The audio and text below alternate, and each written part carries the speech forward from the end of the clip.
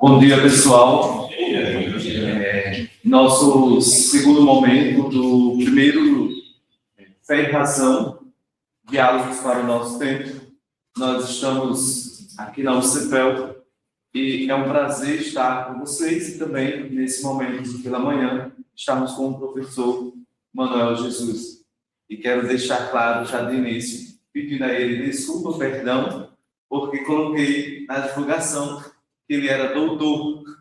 E aí ele disse, não me chama de doutor, sou mestre, mas também não me chama de professor, me chama de Manuel Jesus, né? Ou professor Manuel Jesus. Então, nós pedimos desculpa nessa pequena intercorrência, mas é um prazer enorme estar com o professor Manuel Jesus, que tem todo um carinho conosco, e pensando nesse carinho, pensando nessa comunicação, pensando na proposta que o DA, Padre Antônio Regis, traz para a gente, é que trouxemos o professor Manuel Jesus. E peço ao Tiago, acadêmico da filosofia, para dar início. Bom dia a todos. Saudade de modo especial do jogo, que está aí conosco, também os visitantes, sejam todos bem-vindos. E claro, nosso convidado, que eu diria que até dispensa a apresentação, mas vamos cumprir o protocolo, que é nosso já conhecido, né? E é uma alegria tê-lo aqui conosco. O tema, então, de hoje será a comunicação motivacional dessa nossa manhã, no primeiro momento. Depois teremos ainda uma outra palestra com o Padre Arnaldo, às 10h20.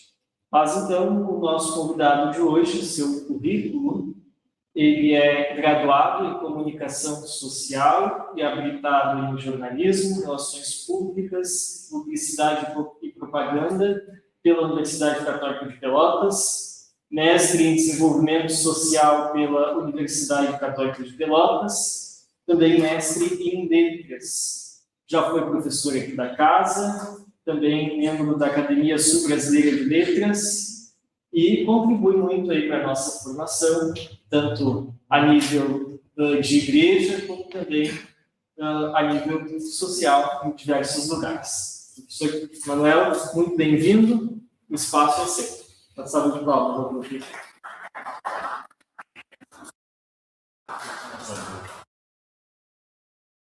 Bom dia. Bom dia. Eu ia pedir para vocês passarem mais para frente, não estão mais atrás, né? Pode ser? E posso pedir um favor, que eu tenho já pedido para o pessoal da propedêutica, se possível, estacione os celulares, tablets e notebooks de vocês, assim de uso pessoal, tá, durante a conversa. O texto que eu vou trabalhar hoje vai estar pronto, já tinha pronto. Depois os meninos vão disponibilizar para vocês na internet, para que vocês tenham o texto na íntegra. Tá? Então, a minha palestra, de preferência, acompanhem e questionem, e conversem e debatam, né, para torná-la mais produtiva. E não se importem em tomar nota de alguma coisa. Tá? Vocês vão ter o texto na íntegra, a não ser as questões de vocês. Bom, eu acho que é legal eu me explicar, né? Por que eu não gosto de ser chamado de doutor? Por um simples fato, eu não sou doutor. Né? Eu ainda brincava com o José. Eu sou tão ruim, que eu não consigo ser mestre. Eu sou bimestre. Quer dizer, eu fiz um mestrado na Católica, a Católica não conseguia o reconhecimento, e aí eu tive que fazer um segundo mestrado. Quando eu fiz o segundo mestrado, o primeiro foi reconhecido. Então eu fiquei bimestre, e não semestre. Né? Quer dizer, eu não sou 6 meses, eu sou só 13 e 3. É uma piadinha infame, né? Eu sei que eu, como humorista, morreria de fome, né? Mas em todo caso, né, só para vocês, ilustrar para vocês. Mas é exatamente isso. E meu título maior, toda a minha vida, foi ser professor. Esse é o meu título. Né? Então, eu sou professor Manuel Jesus, trabalhei na Católica durante 21 anos. Depois que me aposentei, continuei ajudando na formação do propedêutico, da filosofia, da teologia, né? E muitas atividades ligadas às dioceses aqui da da nossa região, né? Rotas, Bagé e Rio Grande, tanto na questão da comunicação, quanto na questão da formação da liturgia, da formação de grupos de jovens e assim por diante. Então, esse é o papel que eu tenho hoje, embora alguns momentos, como agora esse semestre, né, eu passei em tratamento, então eu precisaria falar um pouquinho das atividades, principalmente para o propedêutico. No próximo semestre, se Deus quiser, a gente volta às atividades. Bom, qual é a minha proposta de hoje quando a gente fala em comunicação motivacional? Motivar, vocês sabem que vem do latim, conhece até melhor do que eu. Motivar é incentivar a caminhar, incentivar a andar. E é isso que faz a comunicação motivacional. A comunicação motivacional é aquela que entrega para vocês, que são agentes da igreja, seja como futuros presbíteros, seja como agentes de pastoral ligados à igreja, seja no meio educacional, entrega instrumentos adequados, né, pertinentes, para que vocês possam desenvolver melhor a atividade de vocês. Bom, é bom que a gente se dê conta de por que nós chamamos, por exemplo, na sociedade hoje, os meios de comunicação de meios de comunicação de massa ou social. Meios de comunicação de massa, a gente traz um conceito que é bem antigo, que seriam todos os meios que atingem uma grande parcela da população. Então, o primeiro grande meio de comunicação de massa foi o jornal. O segundo acabou sendo o rádio.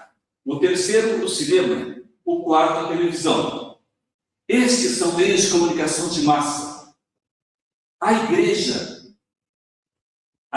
Católica, Apostólica Romana, no seu Concílio Vaticano II, marcou a sua presença nos meios de comunicação por chamar os meios de comunicação não mais de meios de comunicação de massa, mas meios de comunicação social.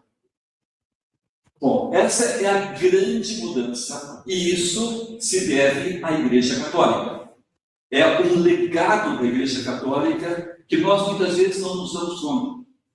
Só que os meios de comunicação de massa, com essa nomenclatura, eles viveram, ou existiram, ou foram, digamos assim, preponderantes até praticamente o final da década de 70. Até ali, era realmente meios de comunicação de massa. Porque a relação era do meio com a massa. Quer dizer, de alguém que dizia para alguém que queria escutar, para alguém que queria ler, para alguém que queria assistir.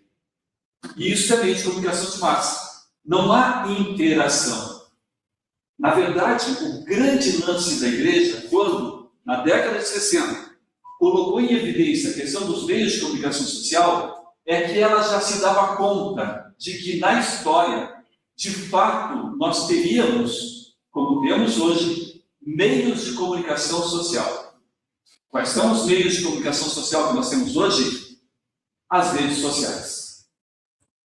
Nós chegamos ao momento em que o que foi vaticinado pela igreja no início da década de 60 se tornou realidade.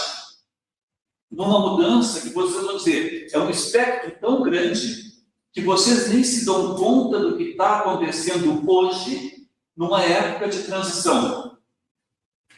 Quem vive uma época de transição não consegue se dar conta de que viveu numa época de transição. Porque as coisas estão acontecendo. Só que tem um detalhe. Vocês são preparados não para viver uma época de transição, mas para serem conscientes e críticos com relação a essa época. Porque vocês fazem filosofia, porque vocês fazem teologia, áreas das ciências humanas e sociais, em que as pessoas são preparadas exatamente para isso. Qual é o papel a ser desenvolvido hoje por vocês que estão aqui nesses bancos da universidade com relação a isso? Então, quando vocês me convidaram, o pessoal, quando o diretório acadêmico, padre Antônio Regis Brasil, e para mim foi uma honra saber que vocês tinham dado essa nomenclatura ao diretório, sobre um convite que nós tivemos, tanto eu, quanto o Padre Jô, quanto uma série de outras pessoas que estão aqui, né, conver com o Padre Guedes, que era de fato um intelectual, mas que também de fato era um pastor. Quando vocês convidaram para esse primeiro seminário de Fé e Razão, um diálogo, ou diálogos para o nosso tempo, eu me dei conta, eu digo, se vocês estão aqui pensando em fazer diálogo hoje, vocês têm que saber que o instrumento que foi colocado nas mãos de vocês foi pensado ao longo da história da igreja como um instrumento que deveria atender às necessidades pastorais da nossa Igreja Católica. E eu trouxe para vocês a comunicação motivacional, que é a minha área de atuação, onde o Logos, a escuta e a palavra estão encarnadas na pastoral. Não existe comunicação social se ela não for encarnada na pastoral. As discussões teológicas de vocês, ou as discussões filosóficas de vocês, têm que, de alguma forma, ajudar a iluminar a atividade pastoral. Senão ela não tem sentido. Senão ela é diletantismo. Quer dizer, é o prazer da palavra pelo prazer da palavra. Adiante. Gustavo. Então, vamos definir um pouquinho.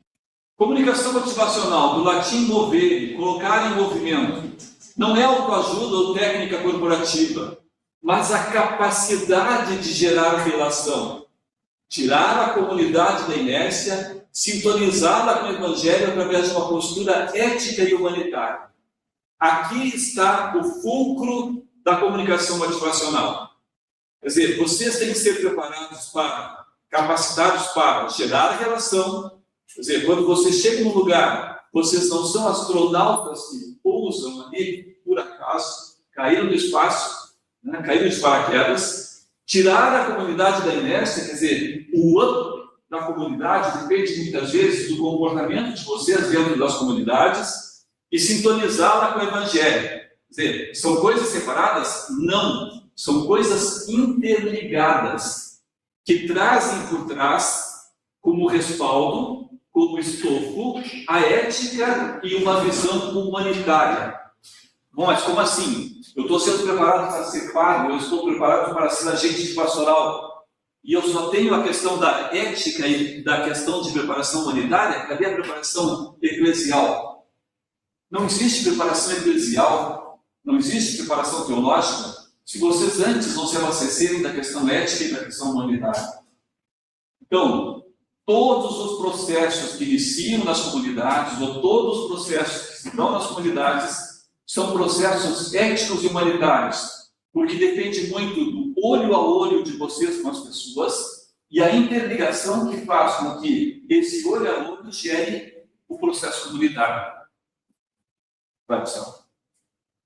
Eu vou linkar todos os meus... a minha participação com você vai ser pequena, né? Nós somos 45 minutos, mas em todo caso eu quero linkar com o Magnificat Humanitas, do Papa Leão XIV, há poucos dias atrás, né? Bom, é um documento que está em evidência hoje e que vai nos dar motivo até para a gente discutir algumas coisas depois ao final.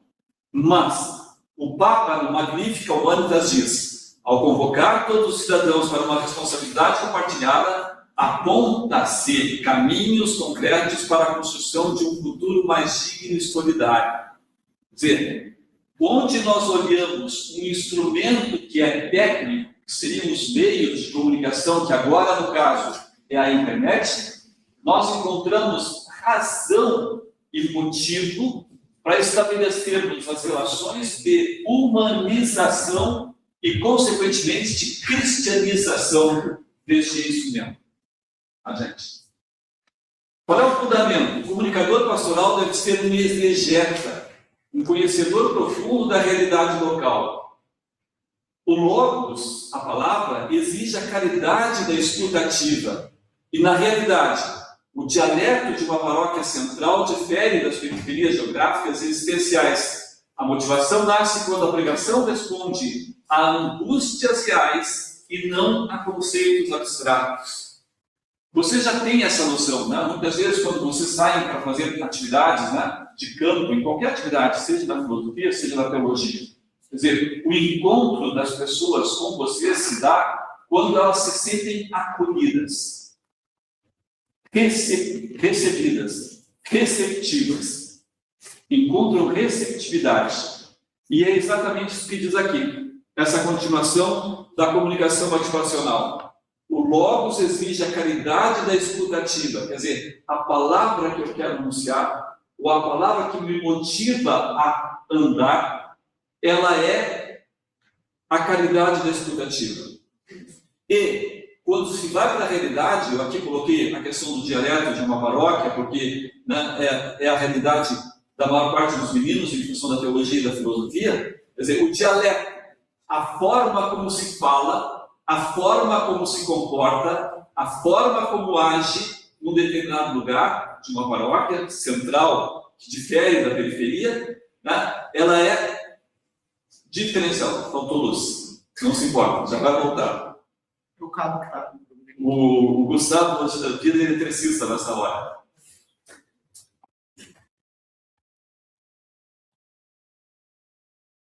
Tem disso, né? Obrigado, Gustavo.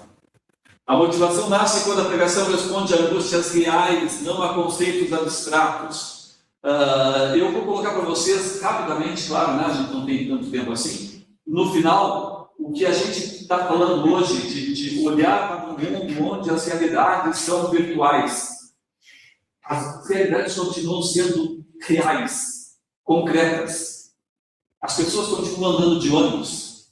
As pessoas continuam comendo, as pessoas continuam se relacionando, seja na vila, seja no condomínio, seja nas mais diversos lugares. E elas precisam reencontrar isso. E a igreja tem resposta para isso. E a universidade também, sabe? Nenhum avanço possui validade se não respeitar a subjetividade, a dignidade, a liberdade das pessoas em suas realidades concretas. Quer dizer, aquela brincadeira que eu fiz com vocês, de que vocês, nas realidades, vocês não caem de paraquedas. Se vocês caem de paraquedas, vocês vão querer dizer o que as pessoas devem fazer. E a primeira coisa que vocês precisam é aprender que ali tem uma realidade que vocês precisam conhecer antes de fazer qualquer coisa. Fundamento, o desafio acadêmico e a gnose comunicativa, isso é, esvaziar-se da linguagem estritamente acadêmica para assumir a gramática do outro. Esse é um exercício profundo de simplicidade. Eu nem me atrevo a dizer de humildade, porque nós somos tentados a colocar sobre os outros todo o nosso conhecimento filosófico, teológico, seja lá o que for. E não é essa a realidade. A maior parte das pessoas não consegue entender. Vocês dizem, mas hoje as pessoas estão cravejadas de informações, elas recebem muita informação. É tanta informação que a maior parte das pessoas nem se dá conta de que aquilo é informação. A maior parte das coisas que chegam pelos meios de comunicação, né, são pura e simplesmente entretenimento. Não formam a cabeça das pessoas. Não formam. Se vocês saírem de ônibus, né, andar de ônibus, e tiver alguém com um fonezinho no ouvido, e vocês perguntarem o que ela está ouvindo, ela vai dizer que é uma musiquinha. Você não encontra pessoas que estão ouvindo noticiário, que estão ouvindo uma palestra, ou que estão acompanhando coisas assim. Não. Tá? E essa é a realidade das pessoas que estão nos lugares onde você frequenta. Bom, qual é a realidade? Traduzir conceitos complexos da metafísica, da dogmática, em símbolos vivos e parábolas modernas, storytelling, né, que é realmente aquilo que a gente precisa. Aqui a gente tem a chamada pedagogia de Jesus. A pedagogia de Jesus nunca foi de pregar teoricamente para as pessoas do meio comum. Ele usou as parábolas. Isso vocês estão cansados de ouvir, né? E falava para os discípulos, né, explicando mais detalhadamente. E mesmo assim, os caras eram uns troncos, né? Dificilmente entendiam. Alguns acabaram entendendo muito depois da morte de Jesus. Motivar é fazer o mistério e habitar as culturas locais, a enculturação. Quer dizer, quando eu sou motivador, né, aquela pessoa que sabe que ela é necessária em um determinado lugar, numa paróquia, numa sala de aula, né, num grupo, né, e que ela quer motivar, ela sabe que a grande chave da questão é o mistério. Quer dizer, o mistério é aquilo que nós temos na nossa fé como depositários. Esta nossa realidade de fé é aquilo que nós queremos transmitir, repassar, fazer com que as pessoas não aprendam, mas compartilhem. Sabe a diferença? Quer dizer, não, eu não estou colocando para cima das pessoas os meus conhecimentos de fé. Eu estou fazendo com que elas vejam que eu vivo a minha fé e que ela também pode fazer isso. A fraternidade universal deve ser o eixo norteador, evitando que lógicas binárias ou excludentes fragilizem o tecido social e a dignidade do indivíduo.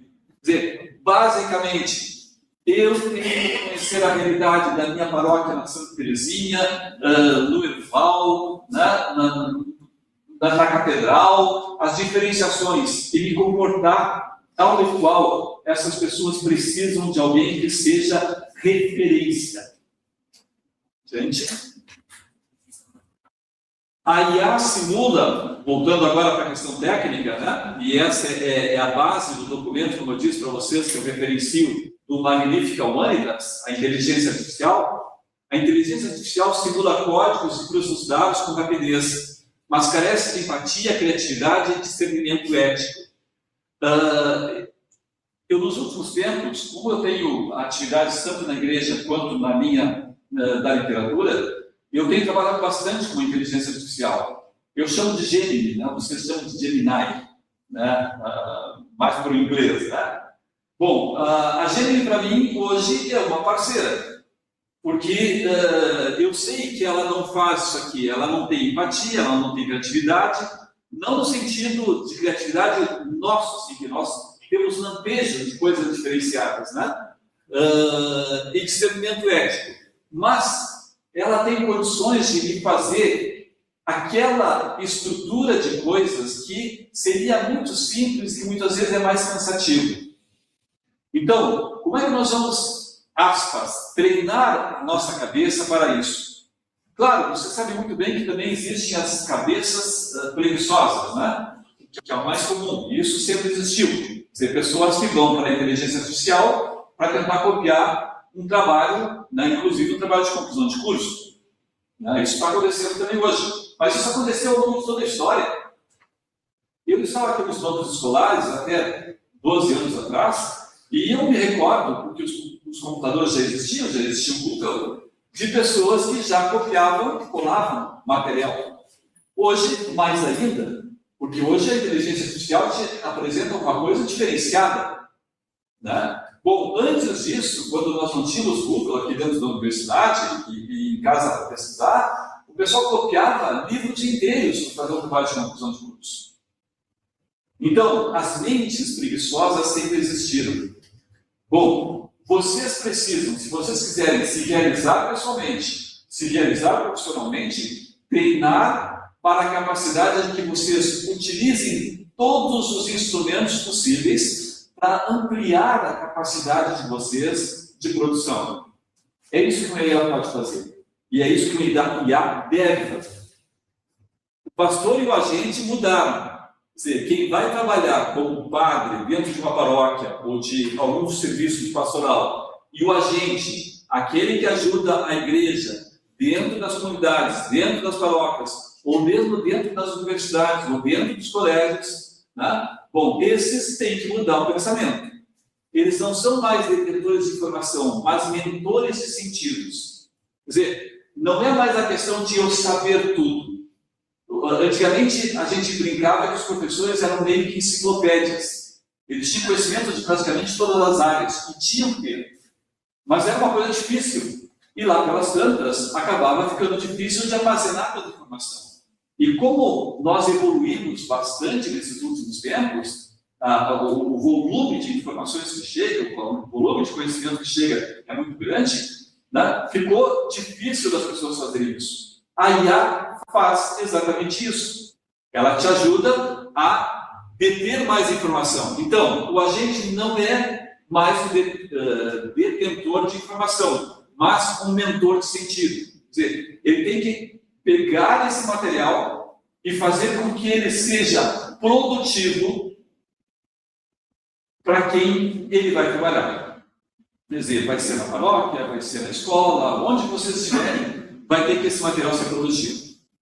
Aprender que a tecnologia deve ser serva e não senhora, isso aqui é meio que um bordão, né? E a nutrição espiritual acontece no encontro presencial e no testemunho de vida. Quer dizer, não há troca. Papa Leão é bem pontual. Não há troca. Não se troca a presença na igreja pela presença nas redes sociais.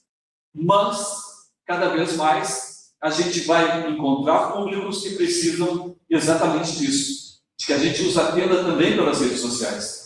E é uma opção nossa se nós não fizermos. Porque vocês perceberam isso durante a pandemia, né?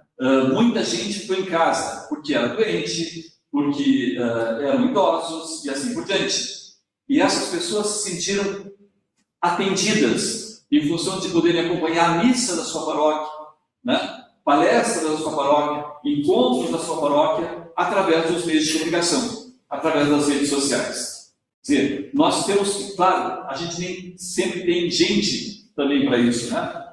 Gente disponível para isso, né? Mas cada vez mais nós vamos ter que ter presença, não deixando a presença física, mas tendo também essa presença nos meios de comunicação. Gente, só. O progresso só é legítimo quando promove a elevação ética da humanidade, pedindo o cálculo automatizado, né, que é o que a gente diz que a IA faz, que se sobrepõe à justiça e ao discernimento humano. A busca da pregação toda de Jesus é em torno da questão da justiça.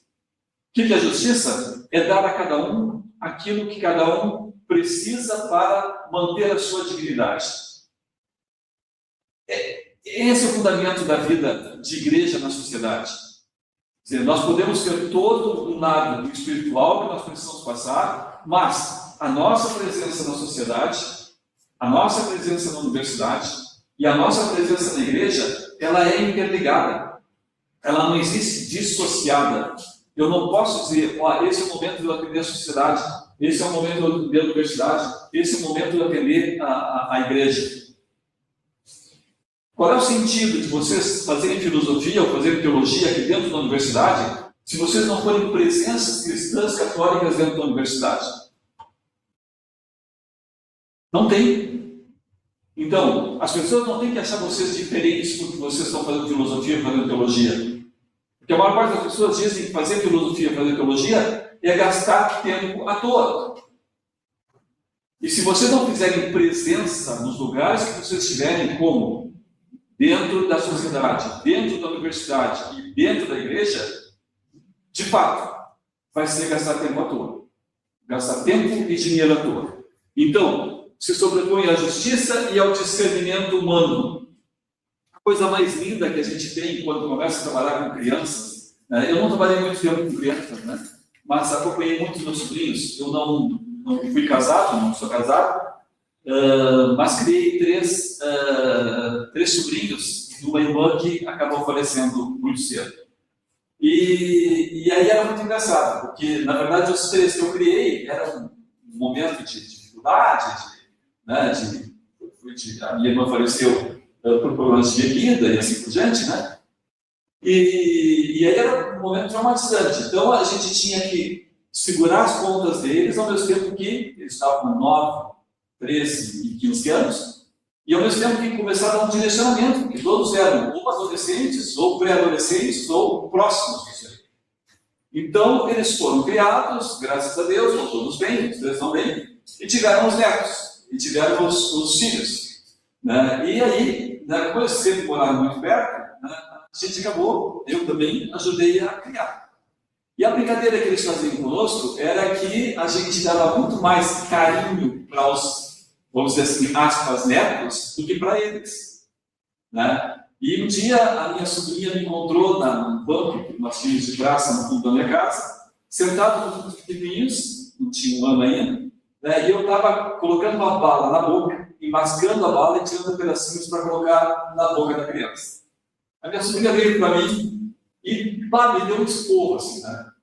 Mas que isso, tio? Tu toda a vida nos ensinou higiene, cuidado, não sei o quê, né? Mas você está fazendo uma coisa dessa? Eu não tinha o que fazer, não tinha o que dizer, né? O que eu ia dizer? Não tinha defesa, né? Olhei para ela assim, Mana, tem uma coisa muito simples.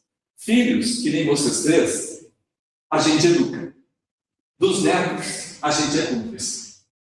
Né? Então, na maior parte das vezes, quando a gente aprende exatamente isso, né? A questão do discernimento humano, que é uma briga minha hoje com o pessoal, quando eu vou em algumas palestras de paróquias, né?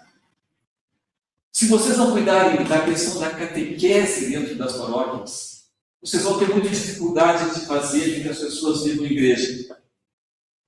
Porque o discernimento das pessoas, né, especialmente esse discernimento humano, começa na questão da catequese.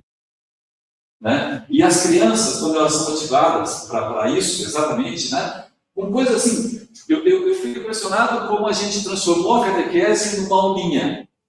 Então, uma criança vai falar durante 1 hora, 1h30, 2 horas, e teve a sua aulinha. Catequese não é aula. Catequese não é aula. Catequese é formação de princípios.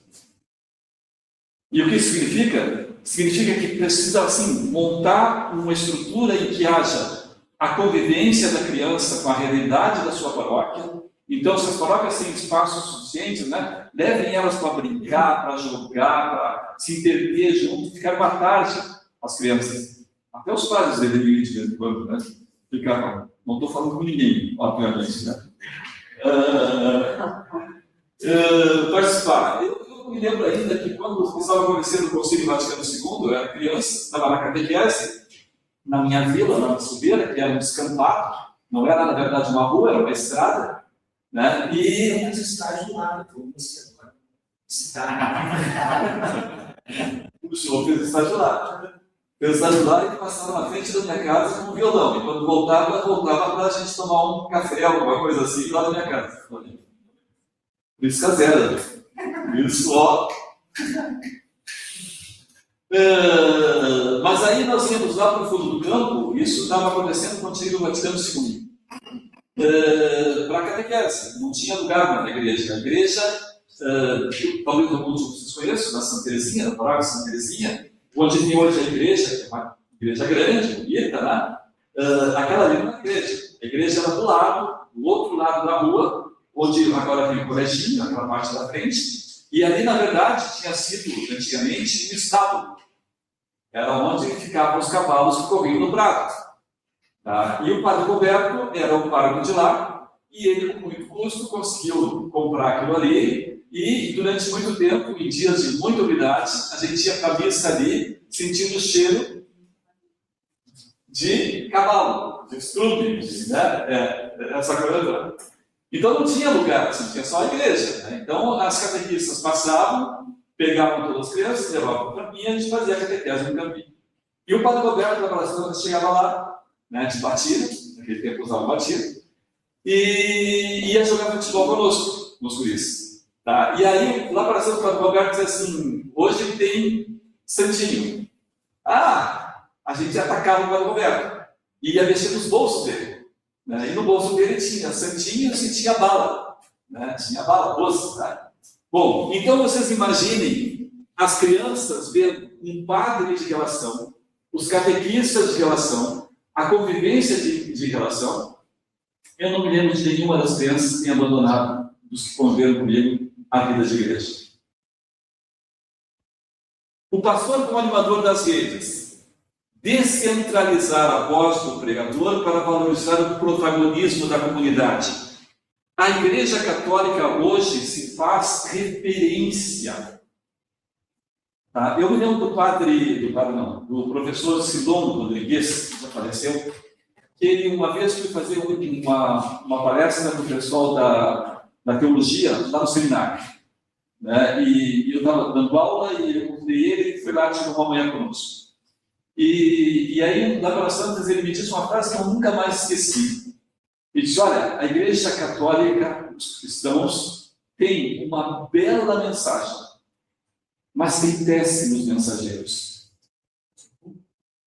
Tá? Então, tristemente, a gente podia colocar isso aqui, ó, né? Quer dizer, a preparação para o protagonismo da comunidade.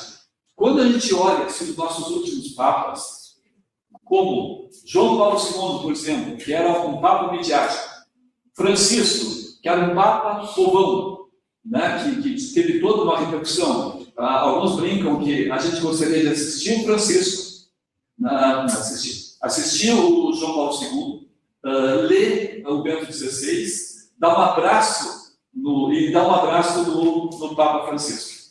Bom, não tinha o Leão ainda, né? Bom, mas nós tínhamos um Papa midiático, depois nós tivemos um Papa pastor por excelência, que era o Francisco, e hoje nós temos um Papa que a gente ainda não tem uma classificação, mas ele está se saindo muito melhor do que encomenda, no sentido de dizer para a igreja, olha aqui, ó, eu estou dizendo as coisas, vocês não estão entendendo? Porque quando as pessoas criticam o Papa Leão hoje, especialmente aqueles que criticam dentro da igreja, não se dão conta de que eles estão solapando a própria igreja. Uma coisa idiota. Né? Uma coisa idiota. Então, cuidado, nós temos hoje referências para fazer exatamente isso, ó, o protagonismo da comunidade. Poxa, que orgulho! Eu hoje represento o Papa Leão XIV dentro da minha comunidade, dentro da minha paróquia, dentro da minha diocese. Eu sou cristão católico que nem ele. Pense nessas coisas. Não é somente os outros que precisam saber que o Papa Leão existe. Talvez nós precisamos saber que os nossos papas, nos últimos papas, todos foram referência. Então, fica uma pergunta provocadora. Como a pregação pode deixar de ser um mero anúncio institucional, quer dizer, é só fazer discurso, para se tornar uma palavra encarnada que devolve esperança às periferias existenciais da sociedade, da universidade e da igreja? Quer dizer, então, quais são as periferias existenciais? Bom, eu não estou pegando o sentido acadêmico de periferias existenciais. Aquelas que vocês acham que são, aquelas pessoas que estão marginalizadas por uma questão de pensamento, doutrina, comportamento social e assim por diante. Não. Quais são as periferias existenciais? Dentro da minha comunidade, na pobreza, no desemprego, dentro da universidade, as pessoas que não conseguem nos enxergar como representantes de Cristo, numa universidade que é católica, e na nossa igreja, como aqueles que não precisam dizer o seguinte: a fulana, o fulano estão indo todos os dias na igreja, mas em compensação, e aí em compensação meus filhos e minhas filhas. Então, a minha pergunta para essa, deixa aí um pouquinho, Gustavo, é exatamente essa. Deixem com paciência um dos videozinhos que eu produzi agora nessa semana, em função da Magnífica Humanitas. Como a pregação pode deixar de ser um mero anúncio institucional para se tornar uma palavra encarnada, que devolva a esperança às periferias existenciais da sociedade, que é o nosso conceito mais amplo, da universidade, que é o conceito de vocês, e da igreja, que é o conceito de todos nós.